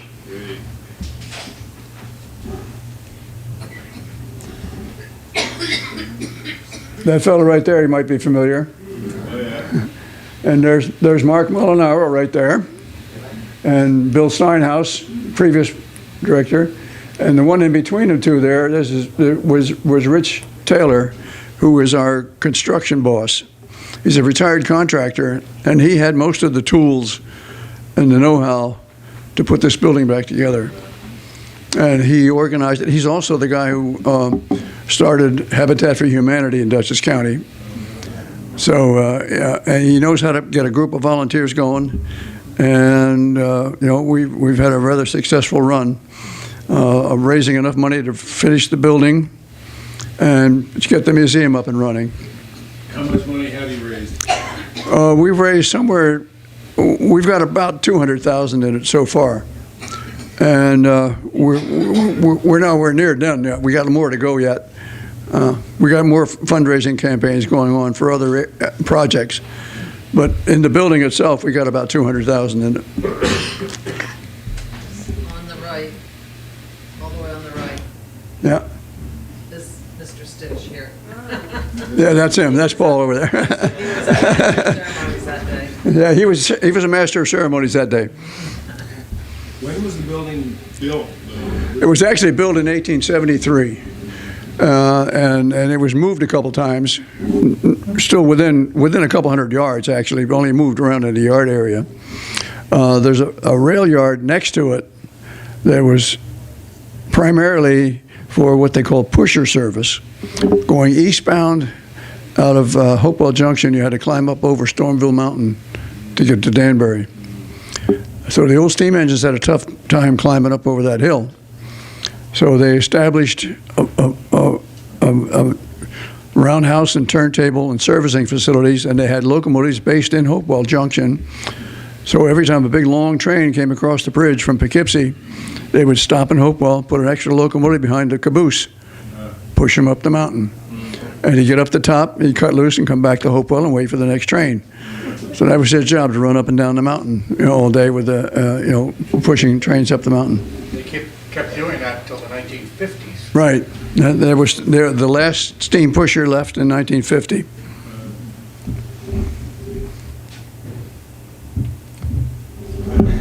This is our restored baggage cart. We entered this in our Community Day Parade. 2 years in a row, we got trophies. Best community spirit.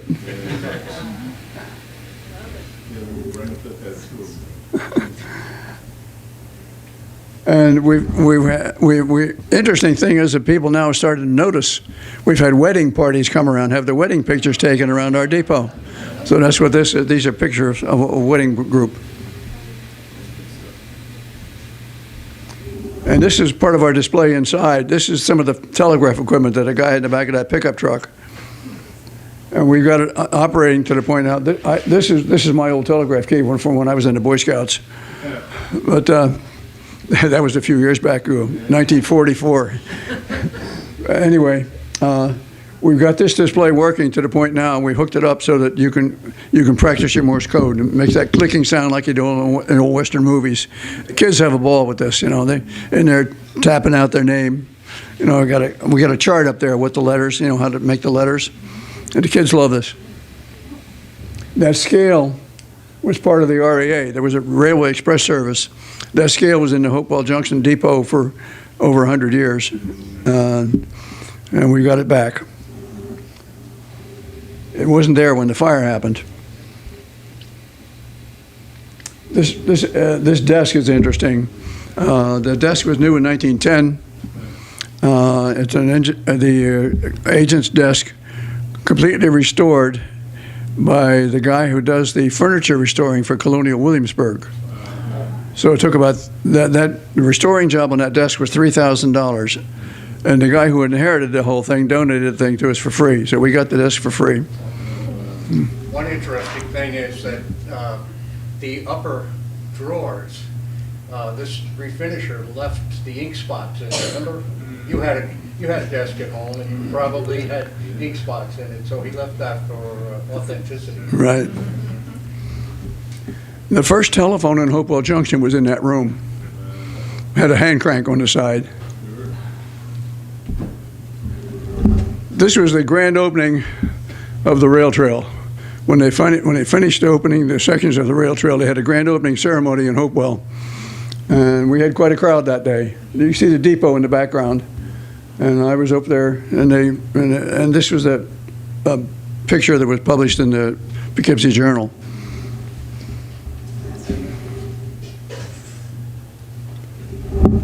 Of course, we try to entertain the children as much, so our guys build a little locomotive for the kids to climb and play on.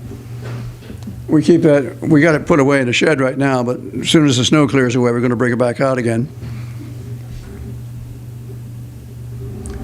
So there's what the station looks like now compared to what you saw in that picture with the hole in it. Notice on the right, that door, that was one of our last projects to rebuild, well, we actually built from scratch that door, because all of the other three doors, at one time they all had arches, Victorian architecture. The only one that had an arch when we started was the one to the left. The two in the back still are flat across. They did this probably to preserve heat. Right. We've managed to match the door up on the right, and so that you see the symmetry there. Yeah, you can't buy a door like that, so our guys made one for us. They made all the parts, all the wooden parts, and completely copied that door. So we have some very interesting people working. We have one guy who has degrees in physics and astronomy from a university. He's an astronomer. The guy who restored the baggage cart is a geologist. We have school teachers, retired school teachers. Paul's one of them, and one of our regular volunteers is a steam turbine engineer from General Electric. We have IBM engineers, a variety of people. We've had high school students during their summer vacations and such. So we had quite a few people volunteering to work on this building. We have probably 50 or 60 people who have actually had hands-on work on the building itself over the number of years. And this is what the railroad looked like when we had the snowstorm not too long ago. This was... Be looking north. You see the doors are flat, and that's the back end. Yeah, this is the other side of the building, and there's square tops on the doors. Yeah, there were no tracks to the back. The tracks ran across the front and up the way you're looking. That would be heading towards Poughkeepsie. Yeah, this is what's now the rail trail. This was the Maybrook line running toward Poughkeepsie that way and going back this way to Danbury.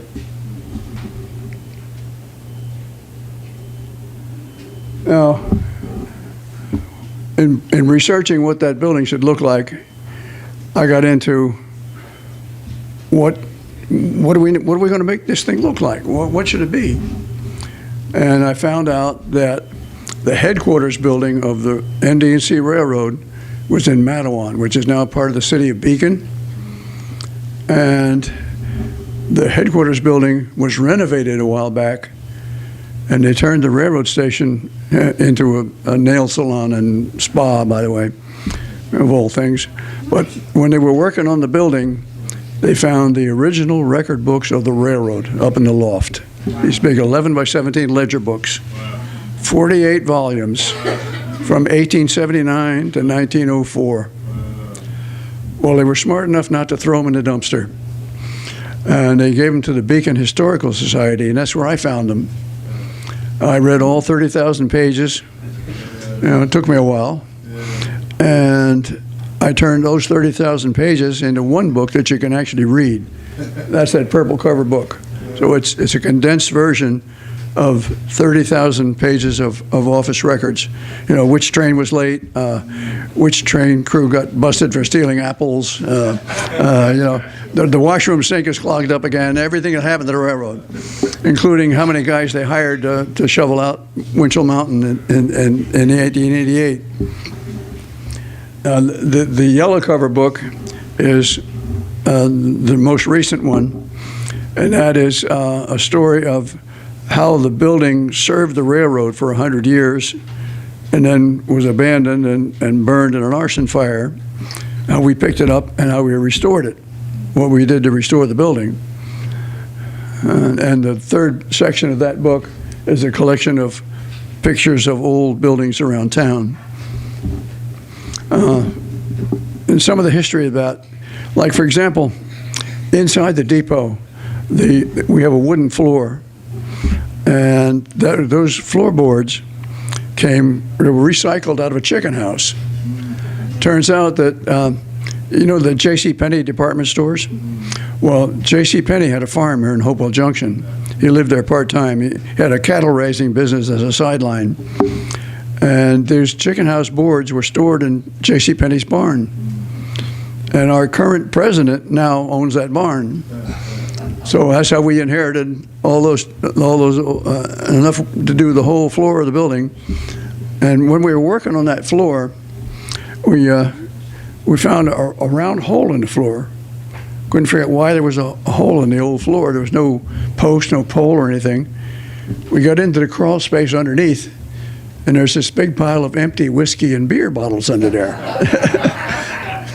Well, we got to talking to some of the old timers, and they said, "Oh, didn't you know this was a speakeasy all during Prohibition?" It was the hottest place in town in the 1920s. Oh, okay. There was a room downstairs with a hatch in the floor.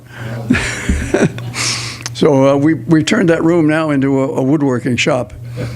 Anyway, there's a lot of history in that old building. So there's a lot of that type of stuff, you know, that we found out about it. And we found out that recently that in Pine Plains, the gangster Dutch Schultz had a whiskey distilling operation during Prohibition. And that's probably where the booze came from. And now there's a current day group that's turning it into a legal operation at this point now. So it's now called Dutchess Spirits in Pine Plains. What used to be a bootleg operation in the 1920s. The third book. Bernie, a lot of the local pharmacists would also make Well, the third book is mostly for the people of East Fishkill. It's historical pictures all around the East Fishkill territory. What East Fishkill looked like 100 years ago. Now, this is the last picture I've got to show you today. I'm one of the organizers of the Central New England Railway Historical Tours. And each year we do a section of the old Central New England Railroad. And the upcoming tour that we're going to be doing is April the 6th, coming up in a couple of weeks. And that's going to feature the Rhinecliff area and the Rhinebeck and Connecticut Railroad over to Millerton. But not all the way to Millerton. We're going to as far as Pine Plains, and then we're going to go on down the P&E and the P&C back through to make a loop around back to Poughkeepsie. So that's going to be this year's tour on April 6th. And we usually have 2 busloads of people. Right now we've got enough reservations to fill up the first bus. We're taking reservations for the second bus. So there's information about this. If you're interested in the tour, back on the book sales table back there, these 2 of these books are for sale. But we also have a sheet of information about how to sign up if you want to go on that historical tour. It's going to start from Poughkeepsie, come up to Rhinecliff, cross over to Pine Plains, and back around and loop back to Poughkeepsie again. So that's going to be happening on April the 6th. So if you're interested in that sort of thing, we have a sign-up sheet here. I also have 2 websites, actually, on the internet. And I have a Facebook page, and I have an emailing list of people who are interested in railroads. If you have an email address, and you're interested in railroads, they have a sign-up sheet here. There you can sign up, and I'll put you on the list. Right now, we have somewhere close to 1,200 people on that mailing list of rail fans all over the country. Some from as far away as Scotland, in England, Sweden, Australia, Mexico, Canada. So people who are used to know something about Hopewell Junction. And if you're interested in that, learning more about it, put your name down with your email address. But if you don't have an email address, give me a mailing address anyway. Some way we can contact you if we have an interesting thing. And my wife over here, she's going to be back there at the book table if you're interested in looking at these books. Yeah. Okay. And that's pretty much what I've got now. If anybody wants to talk about anything or any questions or what's going on. Is the line from Beacon that runs toward Danbury, is that still operational? They're going to keep that as an emergency if it lines through the city. Yeah, the line from Beacon out through Hopewell Junction and over to Danbury, it actually belongs to Metro-North Railroad. Right. There has not been any traffic on that line in a couple of years. There's a section of it down toward Patterson in the southern part of the county, in Putnam County, a section of it where the rails are actually torn up. Yeah. It's full of weeds and trees. Metro-North keeps talking about they might want to use it someday. They've been talking about that for 15 years, but nothing's happened. So I don't know, but they still own it. But the rail yard in Hopewell Junction, if you happen to drive by there, you might see people working on the rails and tracks in there. They're not fixing the railroad. They're using that as a training ground for track maintenance crews. They send a crew over there and they teach them how to use tie handlers and cranes and that type of thing. And then the next crew comes through, rebuilds it, and moves the track over the other way. It's like the old Army game, But so every once in a while you see some activity in that rail yard in Hopewell Junction, but it's mainly because it's an educational facility for the Metro-North at this point. Yes? Question, there were 2 chimneys on the original building at Hopewell Junction. And when you were showing me when you showed the picture of the building when it was original, you got one chimney there. Are you going to put the other one on? Could you say that again? I thought I saw on the original picture Yeah. image of the Hopewell Junction 2 chimneys. Oh, yes, okay. That, You right. only have one on now. You put Right. another one on? Well, there's a story behind that. When the building was moved from the first time, it was moved a couple hundred yards over to where the crossing was when the Maybrook line was built. Okay? And the problem was that Maybrook line was a single track line at that point. Well, a few years later, the New Haven Railroad decided that they were going to, or the Central New England was a subsidiary of New Haven. They decided they were going to double track that line. Well, there was not enough room between the signal tower and the station. So they picked the station up and moved it back about 30 feet. And then that second move was when they lost that one chimney. So if you looked inside the building, up inside the walls, you can see the marks where the chimney used to be, but the chimney is gone. On that second move of the building, they put it on half a foundation. So the south half of the building is on a poured foundation, and they put a coal furnace in. So they only needed the chimney at the far end, and they never bothered to put the chimney back on. So you're not going to replicate that chimney? We're trying, but that's a very expensive deal. We would have to get those chimney tiles from our friends in Scotland. Well, That's a little bit high. yeah, that company went out of business in the 1940s because they ran out of clay. They ran out of clay in the 1940s. It's on the list, though. Would you ever entertain getting a period locomotive from someplace and setting it up? Oh, we'd love to have something like that, we were also dickering to try to get a caboose, at least a caboose of some kind. And our future plans include a picnic pavilion. We got 4 picnic tables that were built by a local Eagle Scout project. The Eagle Scout built 4 picnic tables for us. We got those.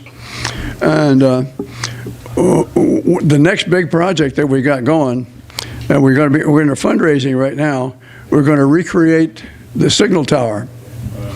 Now, there are no restrooms on that rail trail. And we're going to create restrooms in the lower level of that building. And we got to raise about $50,000 or $60,000 to put that structure up. And we're working now with the county and the town and all the red tape and all the permissions and the building permits and everything else you got to do, plus raising $60,000 to try to build a reproduction of that signal tower. That's very critical for us because right now we're not in a position to bring in groups like this and have seminars or bring in school kids and stuff like that. Without a bathroom, we're kind of up the creek. And Creek is a good place, yeah. and that's this is a very important stage for us. As soon as we get that, we can also get some certification from the state as a museum and so on. But right now, we can just kind of bring you in, take you through, and say, point you to the Dunkin' Donuts down the road. Right. So, any more questions you want to talk about? Yes.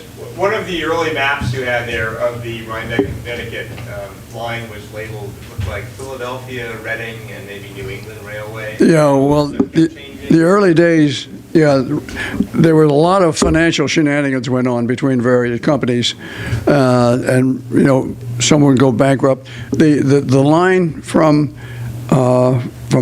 Dutchess Junction to Millerton had like 6 different names in the first few years of its operation. It started out as the Dutchess in Columbia, and then it became the Boston, Hartford, and Erie, and then they went bankrupt, and it became the Dutchess in Columbia again. And then it became the New York, Boston, and Northern. That lasted 3 months. It became the New York, Boston, and Montreal. He was going to go over to Montreal with it, but that went bankrupt in the financial panic of 1873. So then after that, it went back to being the Dutchess and Columbia again. And then in 1877, the Dutchess and Columbia went bankrupt, and it was formed and became the Newburgh, Dutchess, and Connecticut. So the ND&C. So, you know, this is the kind of thing that happened. Most of the railroad lines had several different names during the earlier days, but by 1899, when the Central New England Railroad was formed, all the east-west railroads across the county were all belonged to Central New England, which was part of the New Haven family. The north-south lines were New York Central, the east-west lines were New Haven. And the big bridge in Poughkeepsie belonged to the Central New England. There's an interesting story about that. When that bridge was built, it was originally not a railroad company at all. It was a bridge company that built the thing. And they were going to charge toll for trains to go across it, like make a toll bridge out of it. And when the first train across in December of 1888, it only went to Highland and came back because there were no tracks on the west end of the road.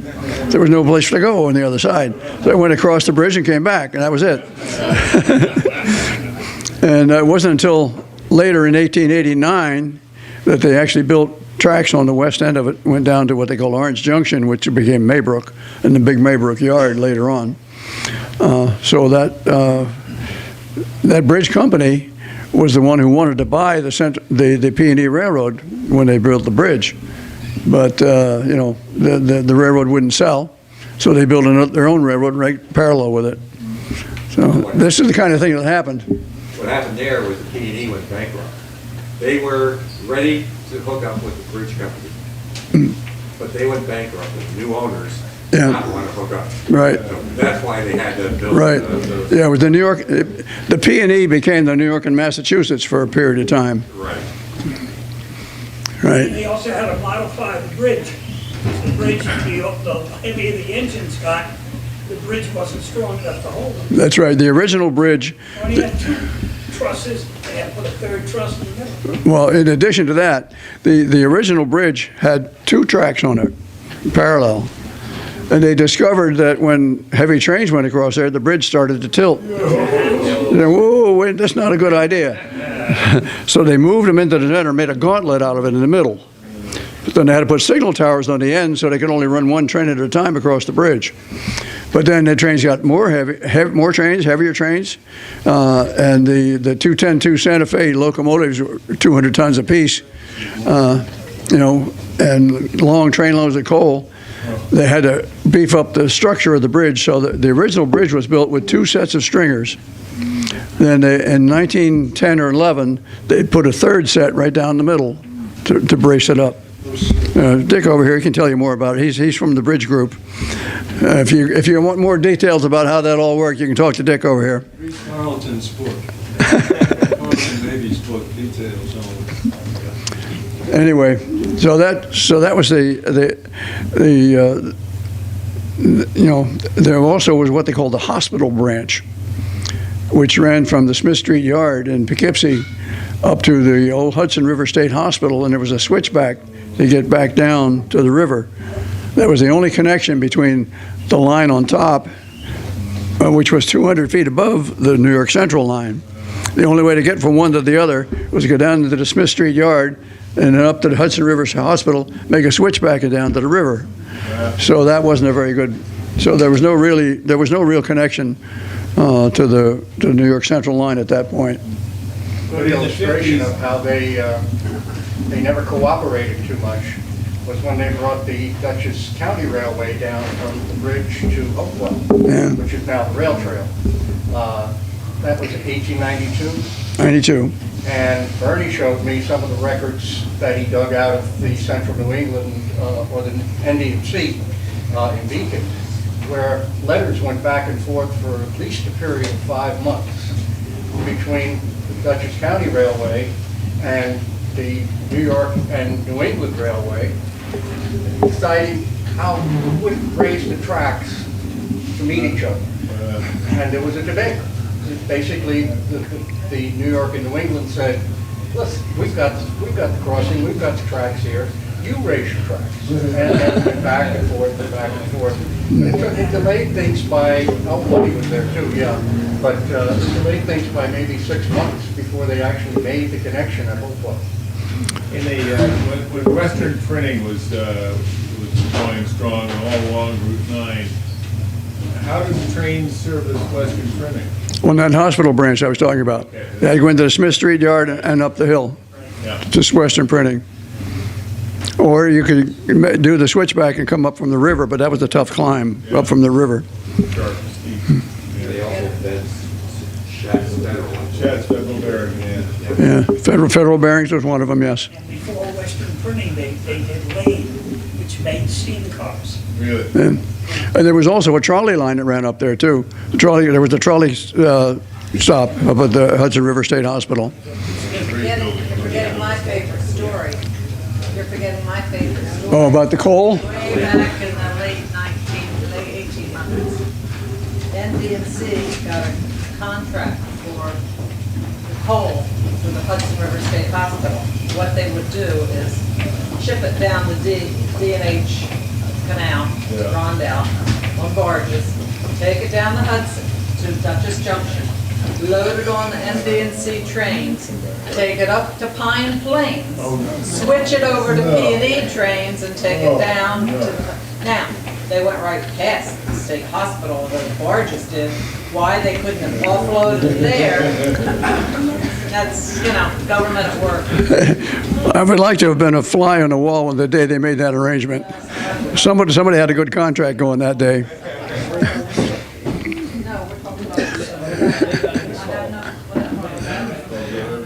Somebody could charge more for shipping, that was common out west too. No, it's that they would take train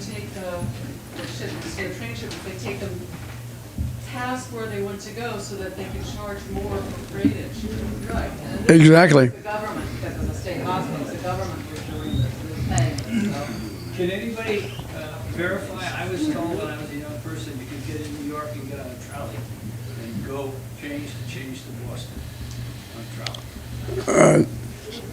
Can you say that again? What? You could go from New York to Boston by taking trolleys up to White Plains, crossed over to here, up to there. Or you could go from coast to coast except for 15 miles on light railway at the height of the light railway age.